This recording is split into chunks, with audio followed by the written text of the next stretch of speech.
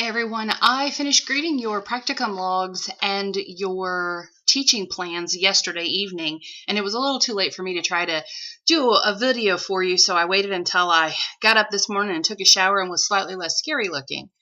I have given you feedback for both of those assignments. When you look at your practicum logs, you guys are doing a really good job with those. My only encouragement is to remember that your practicum time needs to be spent with your preceptor. You should not be doing work independently without the supervision of your preceptor. So be thoughtful about how you're spending your time as well as how you're documenting your time. In your practicum logs, you need to be discussing the role the preceptors had in your practicum experience and really talking about what they're role modeling for you, what experiences they've offered you, so that it's very clear through reading your practicum logs that you're not in the practicum setting without supervision. So just I want to remind you of that. As for your teaching plans, I was so impressed. You guys have some fabulous ideas. The exciting thing for me was that not all of you are in traditional classroom settings. Many of you are in a hospital-based setting. So you were talking about what a lesson plan would look like with practicing nurses. So it was good for me to be able to kind of see both sides of the world and to see what your ideas were for that. From a theory standpoint, constructivism and cognitive theory really reigned the day in your application of those concepts through your teaching plan. I do want to remind you that whatever theory you have used as the underpinning of your teaching plan, that should be evident in the selection of your teaching strategies, as well as maybe some of your assignments, so that you're covering those bases. Other notes that I had was to make sure that even if your score on your teaching plan was you had a really high score and you were highly successful, I gave you feedback in your rubric. Even if you didn't do anything wrong, I may have given you some ideas of a different way to do something or another way to look at something. So make sure you go in and look at that feedback.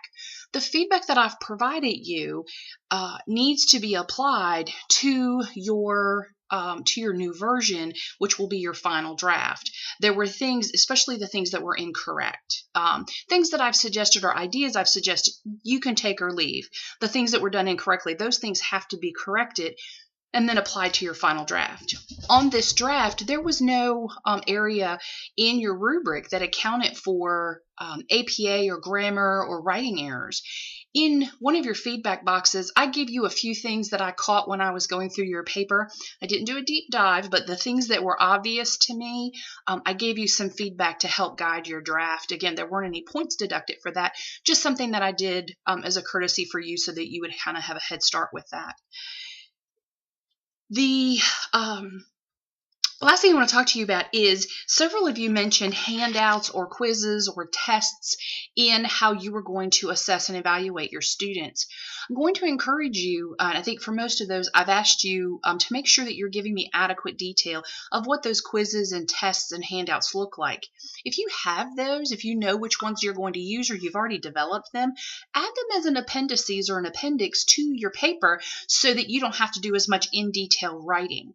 If you're going to use some type of summative test format, I'd like to know how you're going to develop the test. Where are you going to get your test questions? Are you going to write them on your own? Are they going to be knowledge questions? Are they going to be critical thinking questions? You need to give me a good paragraph on what a test is going to look like and how you're going to construct the test and what your goals of the test are. So just want to give you that option of, you can give me a narrative summary, or you can find some test questions and give those in as an appendix to your paper. Just remember that if you tag an appendix in your paper, it has to be referenced wherever you're talking about it in the body of the paper as a citation, just that you've noted that to see an appendix. So there's an APA way for everything, and that's another APA way. Okay, my last idea was learning styles. Many of you talked about learning styles and the importance of understanding what your students' learning styles were. As a new educator, it is extremely daunting to figure out, how do I construct a lesson plan that considers all my students, learning styles. How do I make sure that I have a kinesthetic learning objective that actually has some teeth to it when I also have very auditory learners, or I have more people that are visual learners? How do I do that?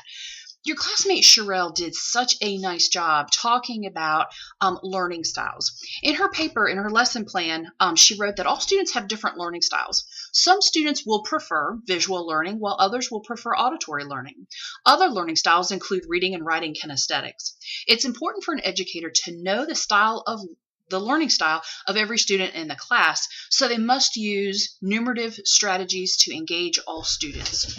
Research has revealed that some students do not have a dominant learning style, and for those with a preferred learning style, educators are tasked with helping students to develop other learning styles. Helping students to diversify their learning styles will help them in future learning, because inevitably they will encounter multiple teaching strategies throughout their career. I think Cheryl did a fantastic job of really addressing the heart of the fact that learning styles, that we all have our preferred style. But if you prefer to learn in a hands-on method, that does not mean that a student cannot learn through visual or through auditory or through another means or another style of learning. It means they have their preference. It used to be years ago that we thought, if a student had a certain learning style, that was the only way they were ever going to be able to learn. And that's not true. What we found is we all kind of have the way we prefer to learn, but because we've had multiple exposures throughout our academic exposure or experiences, we've learned different ways to learn new knowledge, that we don't just have to be in our favorite place, but we can use other ways of learning. And we're doing our student a service by offering them multiple teaching strategies within a classroom. If you are going to be an educator as a kind of a one-hit wonder, where you only have one strategy that you're really good at, your students are going to struggle. If you are really good at the clinical component or the skills component, that kinesthetic stuff where you're hands-on and you're right by the student and that's your wheelhouse, know that. But as an educator, you need to develop those skills of what it means to stand in front of your class and use a lecture method, or something like this, using technology, of sending your students a video where you feel a little vulnerable and you're not entirely sure that anybody's out there. But there are people that learn different ways.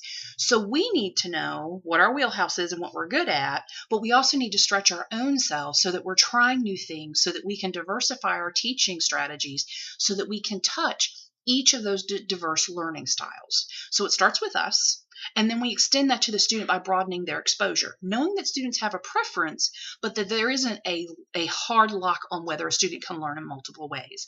We just need to give them the opportunity to do so. I hope you have had a great week. Well, it's only Tuesday. I hope the rest of your week is good. I'm going to be busy doing some other grading, but happy to answer any questions you may have. Send them by email, or we can chat on the phone. I will look forward to seeing your final teaching plans. It's a huge assignment that really is super, super straightforward. Now that you've been given some feedback, as long as you incorporate that, you're going to be highly successful. Know that I'm here. Know that I'm praying for you. I hope you all are enjoying some outdoor time. It's been in the mid-60s out here in Roanoke, and the leaves are finally starting to change. So super exciting here. I'll be thinking about you. Let me know if there's anything I can do for you. Take care.